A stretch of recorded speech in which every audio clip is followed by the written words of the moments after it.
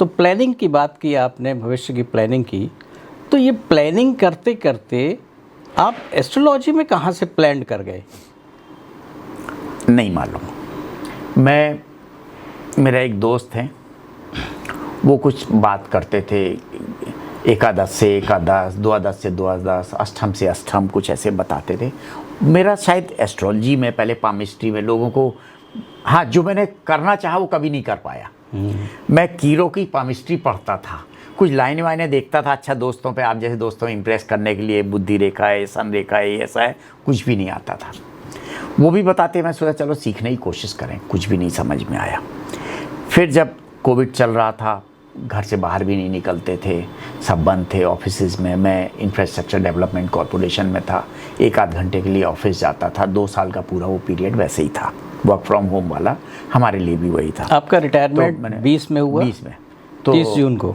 30 जून को exactly same. Exactly, हाँ, मेरा तो, भी उसी समय था। हाँ, तो हम साथी हैं। सर, तो उसमें हमने पहले सोचा कि एक जो हमने कुछ पुलिस की यादें हैं, इनको सजोया जाए। तो मैं छोटे छोटे काम करता हूँ, बड़ा काम मैं कर नहीं पाता हूँ, हर आदमी का अपना होता है। बाद में अभी बताऊँगा क्यों प्लानिटरी अलाइनमेंट ऐसा है, इसलिए ऐसा होता है। तो मैंने सोचा किताब लिखूँ, मुझे लिखना लिखना तो आता नहीं है, तो मैं छोटी छोटी स्टोरी लिखना शुरू की और 30-40 स्टोरी लिखी। अच्छा, मुझे हिंदी में टाइपिंग नहीं आती, तो एक किसी को बुलाया, उसको डिक्टेट किया, उससे टाइप कराया, उससे कराया। फिर हिंदी में एक किताब बनी जो मुझे पसंद नहीं आई कि वो 30-40, फिर मैंने उसमें से स्टोरी छांटी और करीब 25 स्टोरी छांटी। फिर इंग्लिश में लिखना शुरू किया, टाइपिंग आती है, लिख लेते हैं, तो फिर इंग्लिश में खुद ही टाइप करना, लिखना शुरू किया। हिंदी टाइपिंग नहीं आती मेरे को। फिर उसको मैंने जब 25-30 थी, उसको छोटा करके 14 स्टोरी की और एक बुक पब्लिश की है, Shackle the Storm, a collection of thrilling tales from real life stories. तो उसको एक पब्लिश किया, वो किताब लिखी, लगी तो वो 24 में पब्लिश हुई है। क्यों, मैं कोई इतना बड़ा ग्रेट राइटर नहीं हूँ, मुझे आई टुक टाइम, एडिटर को भी टाइम लगा, उसने बहुत सारे करेक्शंस बताए किताब में, रूपा से पब्लिश की है। फिर इसी बीच में अब मैं जानता हूँ कि क्यों मैंने एस्ट्रोलॉजी सीखी। जब सीख रहा था तो नहीं मालूम था। मेरा 10th लॉर्ड जुपिटर है और मेष लग्न का हूँ, तो 8th लॉर्ड मार्स हुआ। 8th लॉर्ड डीप रिसर्च है। मेरा जुपिटर केतु के नक्षत्र में, मूल नक्षत्र में, गुरु। मूल होता है जड़, किसी चीज़ की जड़ तक जाना। मैंने पीएचडी की है फॉरेस्ट इकोलॉजी में, अंडरग्राउंड सिस्टम पे, टीक रूट प्लांटेशन, टीक के प्लांटेशंस पे किया है, उसके अंडरग्राउंड सिस्टम पे मैंने रिसर्च की है, टीक रूट पे रिसर्च की है। अब मैं जानता हूँ कि 9th हाउस में जुपिटर बैठा है, बड़ा पढ़ाई देगा, बड़ा एजुकेशन देगा, अंडरग्राउंड देगा, इसलिए मैंने पीएचडी उस पे की। केतु है, छोटे छोटे काम कराता है, टुकड़े टुकड़े करके। तो मैंने 8-10 इंटरनेशनल पब्लिकेशंस किए थे, पेपर पब्लिश किए थे। उन पेपर्स को इकट्ठा करके मैंने पीएचडी थीसिस बनाई थी, एक इंट्रोडक्शन, एक कंक्लूजन लिखा था, बाकी पब्लिश पेपर के अंदर। मेरी किताब में भी 14 छोटे छोटे चैप्टर हैं जो जोड़ के किताब बन गए। मेरे जितने भी काम हैं छोटे छोटे से बड़े हुए। तो जब 9th लॉर्ड की महादशा में, जुपिटर की महादशा में मंगल की अंतरदशा थी, तब हमारी बुद्धि खुली और वो लगा कि हमको ज्योतिष समझ में आने लगी। फिर बड़ी मुश्किल से एक टीचर मिले, पंडित जी हैं गणेश त्रिपाठी जी, बड़ी मुश्किल से मिले, कोई दूसरा मिला, उसको नहीं आता था, कोई नहीं था, तो जो पढ़ाने आने वाला था उसका एक्सीडेंट हो गया, तो फिर बड़ी मुश्किल से पंडित जी मिले। पंडित जी बनारस हिंदू यूनिवर्सिटी के पीएचडी हैं ज्योतिष शास्त्र के, और महर्षि पर्णी में प्रोफेसर हैं, जो वैदिक यूनिवर्सिटी में। तो पंडित जी ने कहा कि सर आप तो डिग्री का कोर्स करो। तो मैंने कहा यार मेरे से होगा? बोले करो सर, तभी समझ में आएगा। मेरा भी था कि मैं बेसिक से, मेरे नेचर में वो रूट का चक्कर है ना, तो नीचे से ही शुरू हो सकता हूँ, एकदम से कैनोपी नहीं पकड़ सकता। तो मैंने फिर ज्योतिष को पढ़ना शुरू किया। फिर जब इम्तहान दो तो ज़्यादा कठिनाई होती, क्योंकि आप सीख के लिखते हो 3 घंटे इन्वायरमेंट में जाके, 10-12-15 सेमेस्टर दिए होंगे, 3-3 घंटे एग्जामिनेशन हॉल में बैठे होंगे। सबसे बड़ी परेशानी थी कि प्रश्न पत्र संस्कृत में आता था, मुझे संस्कृत का ABCD भी नहीं आता था। मैं क्वेश्चन याद करता था कि इसका ये मतलब है, और पंडित जी को पूछता था उनसे, गणेश त्रिपाठी, डॉक्टर गणेश त्रिपाठी से, कि पंडित जी बताओ कि इसका मतलब क्या। मुझे कसेला भी नहीं मालूम था, कि कसैला रंग क्या होता है, बहुत सारी ऐसी चीज़ें हैं। लेकिन भारत सरकार की एक तारीफ़ है कि जब 2020 में न्यू एजुकेशन पॉलिसी आई तो इन्होंने ज्योतिष को हिंदी और इंग्लिश में उत्तर लिखना अलाउ किया। तो महर्षि पहले, उसके पहले संस्कृत में होता था, संस्कृत में तो मैं कभी कर ही नहीं पाता, लेकिन क्योंकि अब तो ईश्वर चाहता था, ब्रह्मा जी चाहते थे कि मैं ज्योतिष पढ़ूं, तो इसलिए मैंने इतनी सब डिग्रियां हासिल की, फिर स्पेशलाइजेशन किया और केपी में भी किया, भृगुनंदी नाड़ी में भी किया, जेमनाई में भी किया, देन अभी लाल किताब में भी कर रहा हूँ, वेस्टर्न एस्ट्रोलॉजी में कर रहा हूँ। अच्छा, लाल किताब के बारे में बहुत चर्चा होती है जी, कुछ लाल किताब के बारे में बताइए। लाल किताब की दो थ्योरी है, एक माइथोलॉजी है और एक एक्चुअल जो मतलब जिसका एविडेंस, वैसे mythology is not falsehood, Mythos is a Greek word, Mythos means sacred stories, पवित्र कहानियाँ। In Indian context it means इतिहास। अलाउदल थे, कोई भ्रम नहीं है, एक वेलर का एक्सपेंशन हो सकता है, हम बढ़ा चाह कर बताएं। पृथ्वीराज चौहान थे, राम थे, कृष्ण थे, हम बढ़ा के जरूर कहानियों को बताते हैं, राजा विक्रमादित्य थे। तो जो वेलर को बढ़ा तो माइथोलॉजी फॉल्सहुड नहीं है, they are true stories, sacred stories. Lal Kitab के बारे में दो पृष्ठभूमि बताई जाती है। पहली की रावण ने अपने खून से लिखी थी, जो दूसरा ग्रुप है एक्चुअल लाल किताब पढ़ाता है, वो ऐसे जो लोग ऐसी बातें करते हैं उन पर हंसते भी हैं, लेकिन कहीं पे लिखा है, कहीं पे कि रावण ने अपने खून से लाल किताब लिखी थी और रावण के मरने के बाद राक्षसों ने यहाँ वहाँ फेंक दी, वो अरब चली गई, यमन चली गई। आपको याद होगा महाभारत में एक यमन नाम का योद्धा था, वो अपनी सेना लेके कौरवों की ओर से लड़ने आया था, वो चंद्रवंशी है। ज्योतिष शास्त्र के 18 प्रवर्तक हैं, उसमें एक यवन ऋषि भी हैं, उन्हीं के वंश से वो लड़ने आए थे। उसको अरबी में लिखा गया और बाद में वो वेस्टर्न पंजाब, वेस्टर्न इंडिया में जितने वेस्टर्न उत्तर प्रदेश है इसमें आके काफ़ी प्रचलित है। ये एक स्टोरी है इसकी।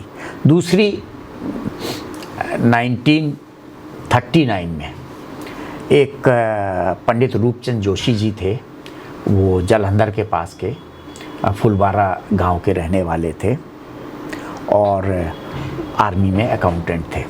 उनको रात में कुदरती ज्ञान प्राप्त होता था और गिरधारी लाल जी उनके एक मित्र थे, तो वो लिखते रहते थे। तो 1939 में जो पहला हुआ अरमान, लाल किताब के अरमान कि आपकी क्या इच्छाएं, क्या चाहें, तो वो पहली किताब हुई। दूसरी 40 में हुई फरमान, लाल किताब के फरमान। उसके बाद 41 में लाल किताब का गुटका, इन सबको कंसोलिडेट करके एक छोटा सा गुटका बना। हाँ। उसके बाद 42 में उन्होंने लिखी मकान कुंडली, जो आप ये हॉरोस्कोप होता है, इसके मकान होते हैं, वास्तु होता है, लाल किताब वास्तु, ये सब चीज़ें उसमें लिखी उन्होंने। और 52 में उन्होंने लिखी ग्रंथ। तो 39 से 52 तक और 42 से 52 में 10 साल बाद उन्होंने किताब लिखी। जैसे जैसे किताबें लिखते थे उनके घर से एक एक अर्थी निकलती थी। अच्छा, आज भी, हाँ, अब लाल किताब आज अरुण संहिता और लाल किताब के नाम से अवेलेबल है मार्केट में, और ज़्यादातर लोग जो उपाय बताते हैं वो लाल किताब के बताते हैं। लाल किताब के उपाय सस्ते हैं, वो वाले नहीं है कि जो आजकल ज्योतिषी लोग बताते हैं कि आप रत्न खरीदिए और बेचने वाला 50% उनके अकाउंट में ट्रांसफ़र कर देता है। महंगे महंगे उपाय बताते हैं, कहते हैं 5,000 रुपये कंसल्टेंसी दीजिए और 75,000 के फिर उपाय बताते हैं। नहीं, उपाय बताते हैं कि वो आप रत्न पहनिए, रुद्राक्ष पहनिए और वो भस्मी से अभिमंत्रित रत्न और वो रुद्राक्ष आपको देते हैं और जिसकी कीमत 75,000 रुपये लेते हैं। कुछ तो ऐसे भी हैं 5,000 रुपये कंसल्टेंसी लेते हैं, 1.5 लाख का सामान बेचते हैं और उसके बाद कहते हैं कि अगर आपका नहीं हो तो 40%, मतलब 1.5 लाख में से 60% एडवांस ले लेंगे और 40% कहेंगे आपका काम नहीं हो तो मत देना, रिबेट देंगे। वो किसी का होता ही नहीं है, क्यों देगा? तो वो पहले ही लेकिन 60% 1,20,000 ले लेते हैं, 1,10,000 ले लेते हैं, तो आपका बचा क्या 40% में आपको देने के लिए? तो लूटने का एक धंधा बन गया है।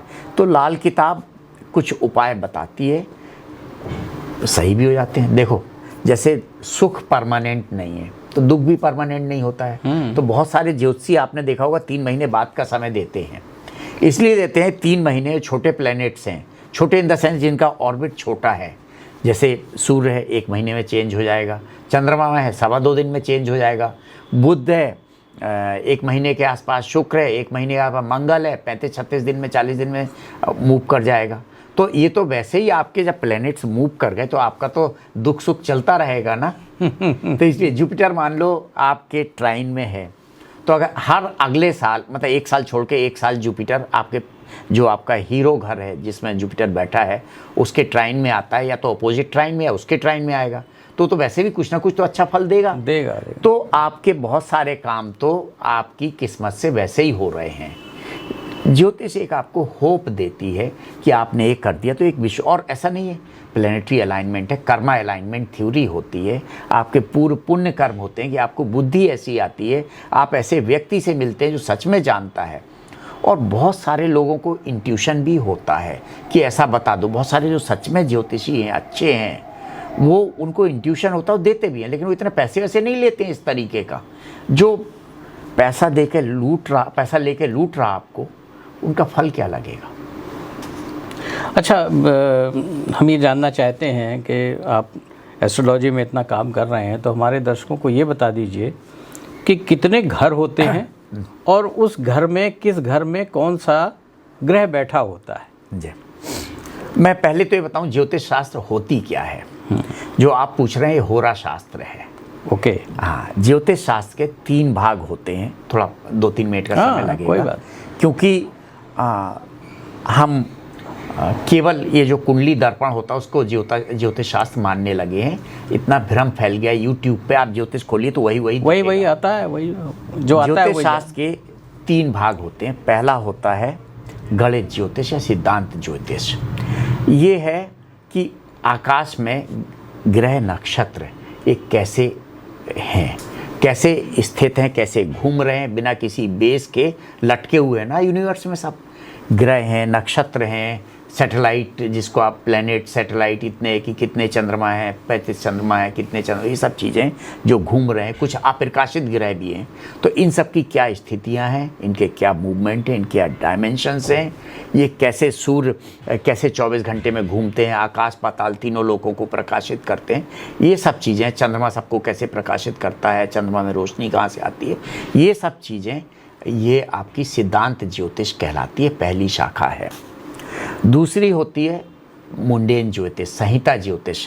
जैसे आज पानी बरस रहा है तो आज पानी क्यों बरस रहा है, कभी कोविड आया था, कोविड क्यों आया है, तो ये सूखा कैसे पड़ रहा, अकाल कैसे पड़ रहा है, लार्जर लैंड मास पे प्लेनेट ग्रह नक्षत्रों का क्या प्रभाव होता है, उसको बोलते हैं मुंडेन ज्योतिष या संहिता ज्योतिष। तीसरा होता है मानव जीवन पर ग्रह नक्षत्रों का क्या प्रभाव हो रहा है, वो होती है होरा शास्त्र, प्रेडिक्टिव ज्योतिष। तो 3 ब्रांचेज हैं और तीनों ब्रांचेस का इंडिया में बहुत अच्छा योगदान है। सिद्धांत ज्योतिष की पहले तो सब ऋषि परंपरा से होती थी, श्लोकों में ज्ञान चलता था। पहली बार लौकिक ग्रंथ जो सिद्धांत ज्योतिष का लिखा वो आर्यभट्ट ने लिखा, आर्यभट्टियम नाम से। और मुंडेन का बराह मिहिर थे, राजा विक्रमादित्य के ज्योतिषी थे, और उन्होंने विक्रमादित्य के बेटे की डेथ प्रिडिक्ट की थी। आचार्य मिहिर थे, बाद में उन्होंने बराह का टाइटल दिया क्योंकि विक्रमादित्य के बेटे की बराह के लगने से, उनका राज्य चिन्ह था वो बराह था, उसके पेट में घुस गया था जिससे उसकी डेथ हो गई थी। और आचार्य मिहिर ने प्रिडिक्ट किया था तो उन्होंने बुला लिया। पहले तो उन्होंने विश्वास नहीं किया, लेकिन जब ये हुआ तो लंबी कहानी है इसकी, लेकिन जब उन्होंने प्रिडिक्ट किया था उसको बराह मिहिर बनाया। 2 ग्रंथ बराह मिहिर ने संहिता ज्योतिष का पहला ग्रंथ बृहद संहिता लिखा, और दूसरा ग्रंथ उन्होंने प्रिडिक्टिव ज्योतिष का होरा शास्त्र का लिखा, बृहद जातक। बराह मिहिर ने यह भी लिखा कि जो व्यक्ति ज्योतिष का संपूर्ण ज्ञान प्राप्त किए बिना अगर फलादेश करता है, मतलब ये प्रिडिक्शन करता है, तो ऐसे व्यक्ति को नक्षत्र सूची कहते हैं। ये एक खराब शब्द है, और राजा को ऐसे व्यक्ति को त्याग देना चाहिए। और वो जिस पहले ज़मीन में बैठ के भोजन करते हैं ना, जिस पंक्ति में बैठ के भोजन करता है वो पंक्ति को दूषित करता है। तो ये बड़ी पवित्र विद्या है, इसको बिना संपूर्ण ज्ञान प्राप्त किए और सबको ज्ञान बांटने लगें तो वो नक्षत्र सूची कहलाते हैं। ऋषि मुनियों ने सैकड़ों साल तपस्या करके ज्ञान प्राप्त किया, और मैं 2 किताब पढ़ के वो आपके सामने बताने लगूँ मैं आचार्य हूँ। आचार्य वो होता है जिसे किसी विद्या का संपूर्ण ज्ञान हो, नियमित रूप से अभ्यास करता हो और यथा स्थिति में दूसरों से शेयर करता हो, अपने शिष्यों को बताता हो, आज के ज़माने के मित्रों को बताता हो, तो वो आचार्य होता है। तो ये ज्योतिष शास्त्र का सही जो है, जिसको तीनों विद्याओं का पूरा ज्ञान हो, वो ज्योतिष शास्त्री वही होता है। जहाँ तक जो कॉमन दर्शक के मामले में है, तो आप लोग राशि पढ़ते होंगे, तो मैं सबसे पहले राशि से बात करूँगा। 12 राशि सुनी है सबने। हम जब चंद्रमा से राशि अपनी जो वैदिक पद्धति से देखते हैं वो राशि दूसरी होती है, और जन्म की डेट से देखते हैं तो दूसरी होती है। ये पहली चीज़ तो राशि हमारी नहीं है, ये यमन और बेबीलोन से आया राशि शब्द। हमारे किसी भी वेद में, किसी भी पुराण में, महाभारत में, उपनिषद में, वाल्मीकि रामायण में कहीं भी राशि शब्द का उल्लेख नहीं है। राशि हमारी है ही नहीं। हमारी ज्योतिष 12 खाने, 1 से 12 तक, पहला खाना लग्न, 27 नक्षत्र और 9 प्लैनेट। राहु केतु जो छाया ग्रह हैं उनको हम प्लैनेट मानते हैं, बाकी 7 प्लैनेट हैं, सूर्य, चंद्र, मंगल, बुध, गुरु, शुक्र और शनि, 7 प्लैनेट हैं। और चंद्रमा को हम प्लैनेट ही मानते हैं, ग्रह मानते हैं, उपग्रह नहीं मानते।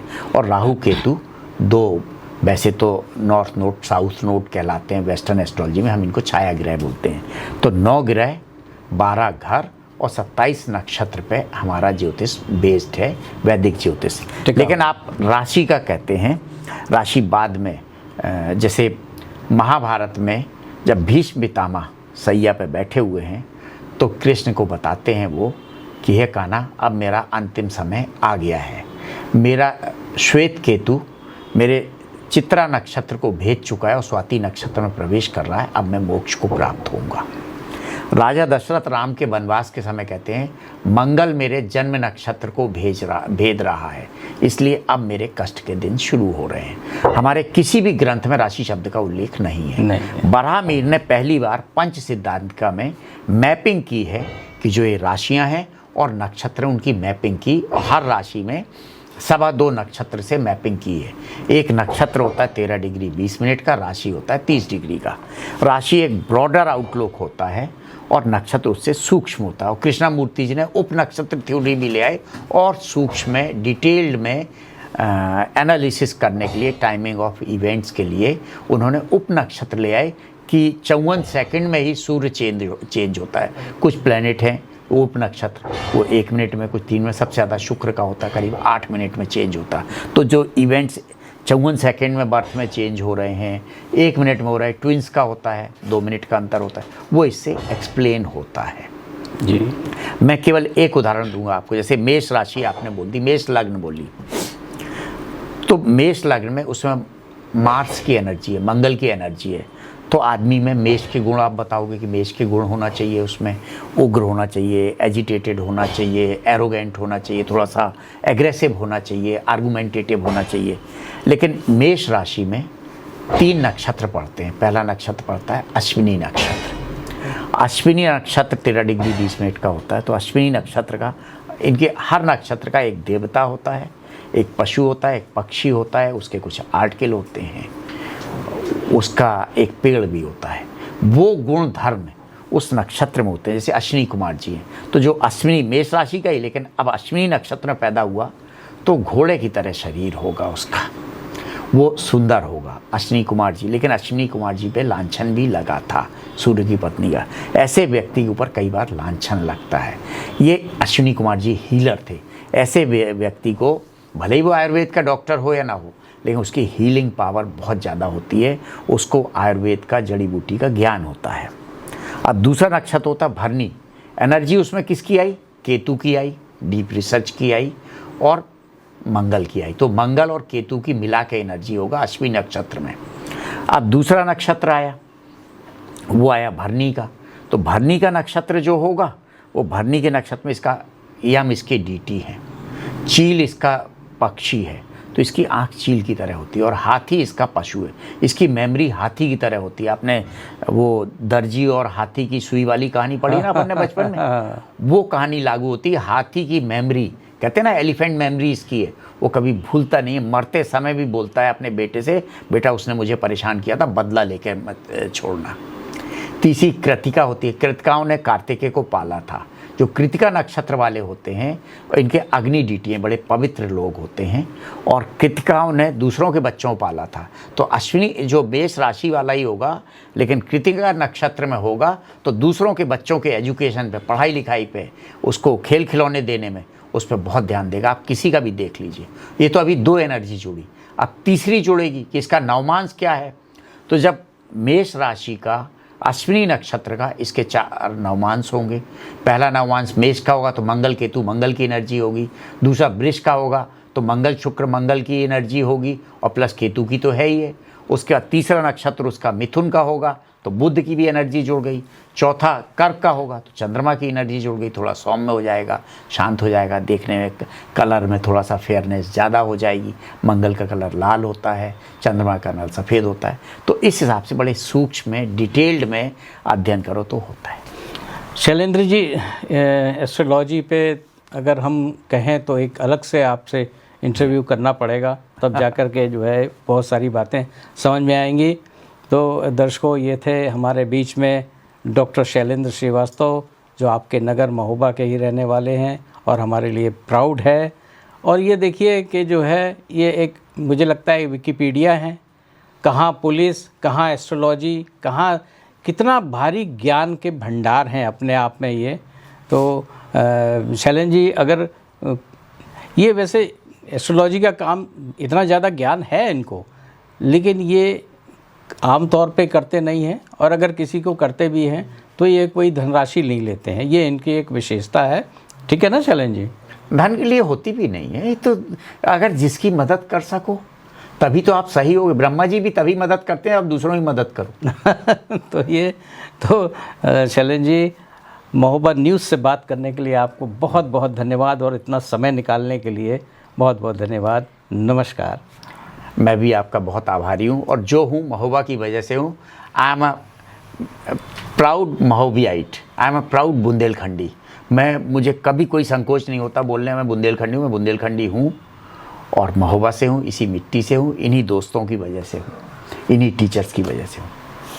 धन्यवाद। आप देखते रहिए महोबा न्यूज़।